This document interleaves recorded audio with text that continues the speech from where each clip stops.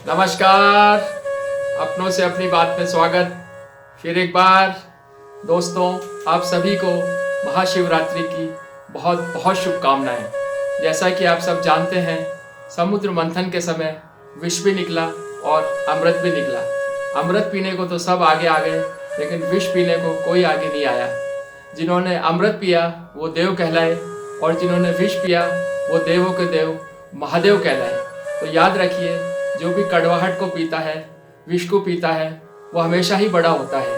चाहे उम्र में छोटा हो, रिश्ते में छोटा हो, लेकिन जिसने अपमान पीना सीख लिया, जिसने कड़वाहट की घूंट पीना सीख ली, वो हमेशा बड़ा ही बना रहता है।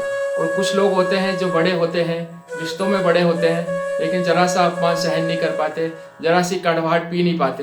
तो चाहे वो कितने ही बड़े हों, वो छोटे ही बने रहते हैं।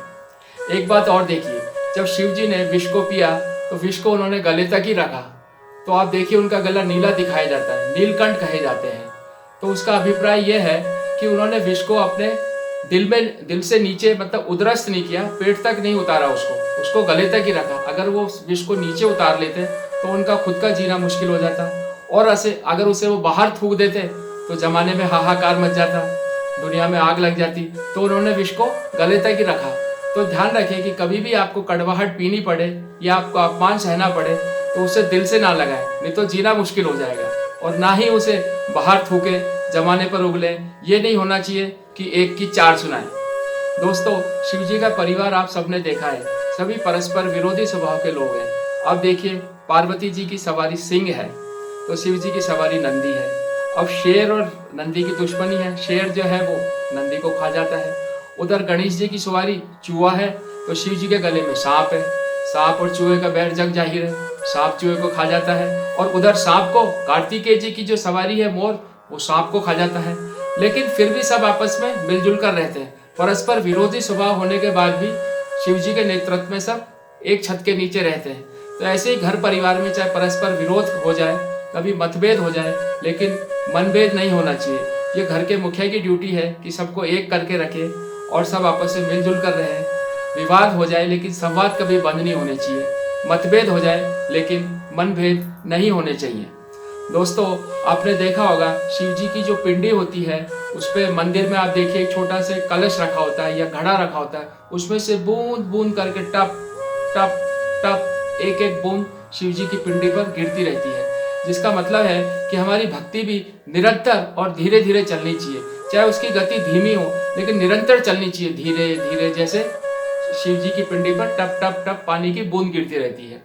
फिर आपने देखा होगा शिव जी के माथे पर चंद्रमा है। चंद्रमा क्या है? शीतलता का प्रतीक है। अगर आपका दिमाग ठंडा है, शीतल है, तो आपका मन भी शांत रहेगा। और अगर आपका मन शांत रहेगा तो आपकी तरक्की होगी। घर परिवार में शांति रहेगी, घर की तरक्की होगी। देश में शांति रहेगी, देश की तरक्की होगी। फैक्ट्री में शांति रहेगी, फैक्ट्री की तरक्की होगी। नहीं तो जिंदाबाद और मुर्दाबाद के नारे लगते हुए आपने देखे ही हैं। शिव जी को भोला भाला भी कहा जाता है। वो भोले के लिए भोले हैं तो दुर्जनों के लिए भाले भी हैं। तो आप भोले बन के रहिए, भले बन के रहिए, लेकिन कभी कभी दुष्टता का नाश करने के लिए, दुष्टों का दलन करने के लिए भाला भी उठाना पड़े तो उठाइए। जो हाथ प्रणाम के लिए जुड़ते हैं, उन्हीं हाथों से मुट्ठी भी बनती है। तो कभी आपको मुट्ठी भी बांधनी पड़े तो मुट्ठी भी उठाइए। कभी दो दो हाथ करने पड़े दुष्टता को ललकारने के लिए, उनका दलन करने के लिए, तो दो दो हाथ करने से भी पीछे ना हटे। एक और बात देखिए, शिव जी जो है बिल्कुल फकीरी स्वभाव के हैं। वो शमशान में रहते हैं, भभूत लगाकर रहते हैं, जिसका आशय यह है कि आप दुनिया में रहें लेकिन दुनिया से उपराम होकर रहें, दुनिया में उलझे नहीं। कहते हैं ना, दुनिया में हूँ, दुनिया का तलबगार नहीं हूँ, दुनिया में हूँ, दुनिया का तलबगार नहीं हूँ, बाजार से गुजरा हूँ मगर खरीदार नहीं हूँ, बाजार से गुजरा हूँ मगर खरीदार नहीं हूँ।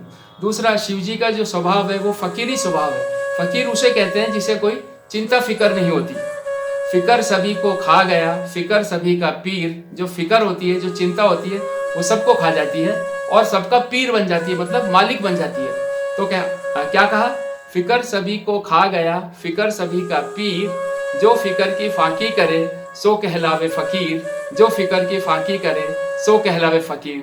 तो कोशिश करें हम भी अपनी जो आदत है वो फकीराना बनाएं, अपना स्वभाव सूफियाना बनाएं। बहुत बहुत नमस्कार। शिवरात्रि की पुनः आप सबको बहुत बहुत शुभकामनाएं और इस मेरे वीडियो को लाइक करिए, शेयर करिए, सब्सक्राइब करिए और कमेंट बॉक्स में कमेंट जरूर करिए। बहुत बहुत धन्यवाद। ख्याल रखिए अपना और अपनों का। नमस्कार।